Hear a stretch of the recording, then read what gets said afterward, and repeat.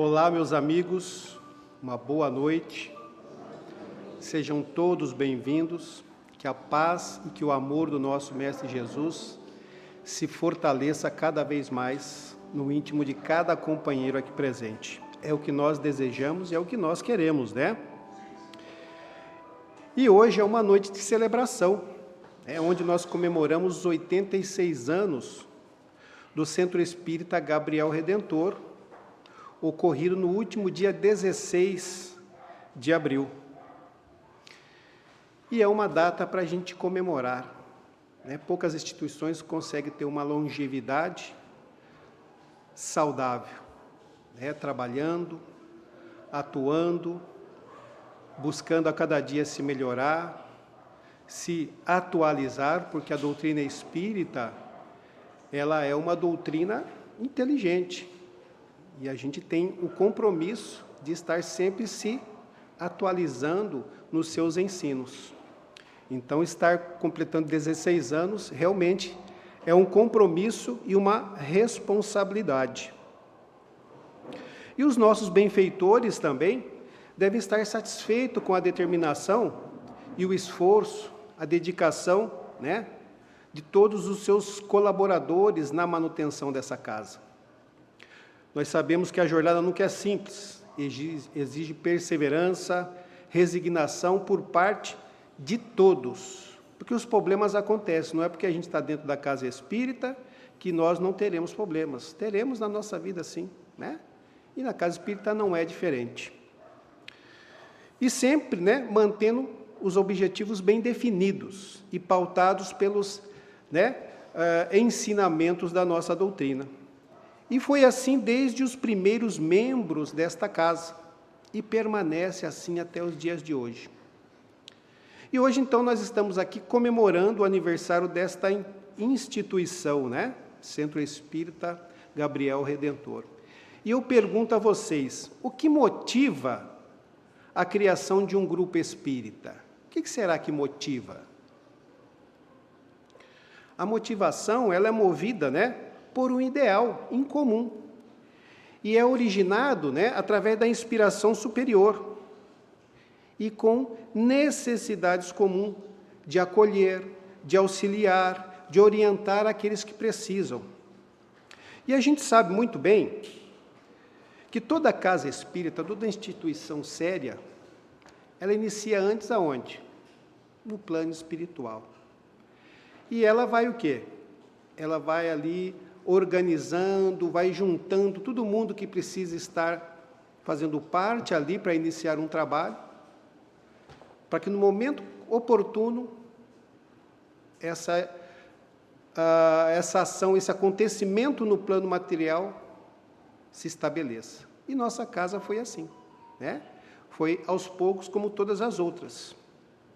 Então nós temos o compromisso, além de auxiliar, os que precisam, mas contribuir na sua divulgação, nos ensinos que os Espíritos do Senhor ofereceram a nós através de Allan Kardec, que fielmente compilou e os codificou com total fidelidade doutrinária. Fidelidade que se espera, de seus adeptos. Uma coisa que eu me transformei um pouco chato ultimamente, porque os grupos que eu participo, eu sempre estou enfatizando que nós precisamos conhecer as obras que são o alicerce da nossa doutrina, O Pentateuco espírita. Nós precisamos estudar, nós precisamos conhecer, nós precisamos refletir sobre eles. E só é dessa maneira que nós vamos nos tornar adeptos fiéis, E com o compromisso de praticá-lo conforme o ideal cristão, Amar a Deus acima de todas as coisas, amar ao próximo, perdoar, ter compaixão, humildade, justiça e fraternidade. Essas foram as bases do Evangelho de Jesus. E a doutrina espírita, ela vem embasada por esses irmãos, através das orientações do nosso irmão maior. Assim como aconteceu na Casa do Caminho, A Casa do Caminho que foi criada por Simão Pedro e coadjuvada pelos apóstolos Natanael Tiago, Felipe e João, né? Após a ascensão do nosso mestre ao mundo espiritual. Porque se não fosse esse trabalho, a continuidade no acolhimento, na assistência e na divulgação, hoje nós não falaríamos sobre Jesus. Não teríamos nem ideia de quem foi o camarada, né? Graças a essa continuidade. Então, é o nosso papel, como espíritas que somos, ajudar na sua divulgação. E lá não é diferente de nós, né? Eles se reuniam para o quê? Para auxiliar, para orar, para louvar, divulgar os ensinos do Mestre e pregar a boa nova. Igual que nós procuramos fazer dentro de uma casa espírita. E foi com esse sentimento inato, né, que o duelo espírita relacionada à nossa casa teve seu início. Vocês sabem onde começou, teve os primeiros núcleos da nossa casa? Vocês fazem ideia? Eu falei esse dia para um pequeno grupo aí, né? Mas a nossa casa ela teve início na estação de ferro de Campinas, hoje é a Estação Cultura. Olha só que coisa interessante, né? Por quê? Porque era comum naquele tempo os trabalhadores da antiga estrada de ferro reunirem-se aos domingos para quê? Para o lazer, para a conversa amena, né? Com os amigos de profissão ali nas dependências da ferrovia. Nós podemos imaginar por quê, né? Diferentemente de hoje, que nós temos aí vários lugares para o lazer, naquela época era reduzido, né? Ficava ali, o foco normalmente por aqui era onde? A ferrovia. E faziam parte desse grupo pessoas que acreditavam fielmente na beleza dos ensinos espíritas. Olha só, já começou a se formar aquele núcleo orientado pelos benfeitores espirituais que já tem a nossa casa organizada no plano espiritual. Começa a se mover as peças, né? E as rodas de conversa eram o meio para quê? Troca de ideias sobre o espiritismo, né? E nós podemos imaginar o porquê também. Naquela época era muito difícil encontrar centros espíritas, né? Década de 30, nem se falava, né? Não tinha livrarias para se adquirir as obras e muito menos para se emprestar. Detalhe, hein? Aqui na nossa casa nós temos um acervo de centenas de livros à disposição de todos que estejam interessados em aplicar e buscar conhecimento. Está à disposição para todos, viu, gente? Mesmo com todas essas dificuldades, né, esses companheiros reuniam-se periodicamente, ora na casa de um, ora na casa do outro, porque era assim naquele tempo, para compartilhar o ideal espírita. E com isso, educar as suas mediunidades. Porque pensem vocês que naquela época, pessoas, né, por conta de não dar vazão à sua mediunidade, caíam até pela rua. Muitos eram internados em manicômios como loucos, por conta da ação dos espíritos, da mediunidade mal direcionada, cuidada. Vejam quanta coisa, né? Era uma época de intolerância, discriminação religiosa, passávamos, né, por tudo isso. Acreditem vocês que era perigoso falar de mediunidade, de vida após a morte, de reencarnação, de desobsessão, era coisa e não só coisa do vermelho, mas caso de polícia. Era caso de polícia. Porque o espiritismo ele era criminalizado, acreditem vocês ou não. Né? Havia até uma lei que regulava essa questão. Eram os impressos e a criminalização do espiritismo do Código Penal de 1890. E o artigo que, né, proibitivo era o 157, porque ele destacava lá que praticar espiritismo era crime. Vejam vocês o que os nossos pioneiros lá passavam, né? E quem fosse flagrado praticando responderia com pena prevista de 1 a 6 meses de prisão e multa em dinheiro, além de tudo ainda doía no bolso, para você ver como pegavam pesado com os espíritas. Que, em teoria, encerrou essa proibição em 1940, né, com a reforma do Código Penal da ocasião. Mas mesmo contra todas essas dificuldades, né, esses pioneiros do Espiritismo, eles resolveram fundar um centro espírita, porque eles já estavam sendo inspirados e mobilizados pela espiritualidade, né? Então, eles precisavam de um lugar para poder, né, se reunirem, fazer o auxílio àquelas pessoas que procuravam a doutrina espírita, como procuram até hoje, para a solução dos seus males físicos e espirituais. Assim como nós recebemos hoje, né, naquela época também se procurava. Muito bem. Imbuídos desse propósito, né, ainda mais fortalecidos e movidos, né, pela inspiração da mentoria espiritual, que na tarde de um domingo, 16 de abril de 1939, no número 145 da rua Amador Bueno, aqui mesmo na Vila Industrial, e vejam, éramos vizinhos da Igreja São José. Pensam vocês que, né, tinha que pisar miudinho, né?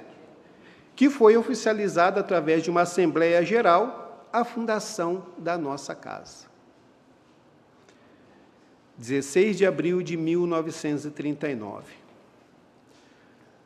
Esses pioneiros trabalhavam incessantemente, né? Queriam uma sede. Então, foi no dia... no ano de 1943, conseguiram fazer aquisição, através de recursos próprios, fique bem claro, né? Aquisição deste terreno aqui. Isso... Foram ali já, passado quanto tempo aqui? Eu até marquei, mas fugiu aqui. 39, 4 anos, né, gente? Olha só, ainda bem que vocês estão bons de conta. O tic-tac não está funcionando. Né? E o lançamento da pedra fundamental, né, para oficializar a construção da nossa sede, aconteceu em 24 de setembro de 1958, 15 anos após a compra. Vejam como que nunca é fácil uma instituição de benemerência como a nossa, né? Você ir tendo conquistas, é muito difícil, não é fácil, porque a gente depende da boa vontade daqueles que trabalham, daqueles que participam, né? De cada um de nós. Bom, foi em 16 de abril de 1967, também num domingo, que se dá de forma oficial, 28 anos após a Assembleia de 1939, a inauguração da nossa sede, onde aqui nós nos encontramos até hoje. Mas tinha um detalhe, já tinha comprado terreno, já tinha construído aqui o prédio, mas faltava uma coisa, gente, faltava um nome, não tinha um nome oficial ainda, né? Então, isso só veio acontecer na noite de 14 de setembro de 1975, aqui mesmo neste salão, né? Através de uma comunicação mediúnica intermediada pela médium a senhora Luísa Gregoli Farina, através do dirigente espiritual da casa, o Dr. Paulo Vitracher. E Paulo Vitracher destaca que, dentre aqueles companheiros que se reuniam lá na Estrada de Ferro, havia um senhor espírita, muito íntegro, e um grande incentivador da doutrina espírita, e que se chamava Gabriel. Muitos aqui já até pensavam que o nome tinha origem com o anjo Gabriel, né? Mas, quem sabe, esse também foi um anjo, mas não foi o mesmo Gabriel, né? E que não mais estava encarnado. E visando homenagear esse irmão, o nosso centro passou, né, de forma oficial, a se chamar Centro Espírita Gabriel, o Redentor. Esse é um breve relato desse grande trabalho que vem se fazendo nessa casa, através dos seus vários colaboradores, em vários momentos, né, deste período dos 86 anos, né? Trabalhadores que se doam em prol desta instituição. Então, eu quero agradecer a todos esses trabalhadores do passado, do presente e do futuro que virão, né, por essa dedicação, pela disponibilidade. Então, nós agradecemos imensamente a todos os irmãos que se dedicaram, né, e que vamos continuar fortalecidos né, pela fidelidade à causa espírita, que é o que mobiliza a nossa casa. E eu quero finalizar essa abertura com uma mensagem que eu recebi nesta manhã. Um grande amigo me passou uma mensagem, não foi psicografada, eu não tenho essa capacidade, viu, gente? Mas ele me psicografou através do WhatsApp. E ele mandou uma mensagem muito fraterna que eu fiquei emocionado quando eu a ouvi. É o nosso irmão Maurício Arévalo, que ele está sempre aqui nos colaborando conosco nas nossas palestras. Ele é lá do Centro de Estudos Espíritas Vandir Dias. Então ele disse o seguinte para nós, para a nossa casa: não basta ter 86 anos, importa que estes 86 anos foram de dedicação, de auxílio, de esclarecimento oferecidos a todas as pessoas que procuraram acolhimento nesta casa. Por tudo isso, esta casa é como uma árvore, que através dos seus colaboradores, a exemplo dos pássaros, espalha seus frutos e sementes. Por todos os lugares, com certeza, mais frutos serão produzidos, espalhados como uma boa nova. E que seus trabalhadores continuem sendo jardineiros fiéis, mantendo esta árvore florescendo e produzindo frutos. Maurício Arévalo.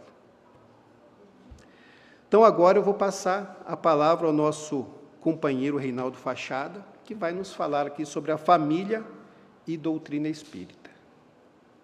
Ok?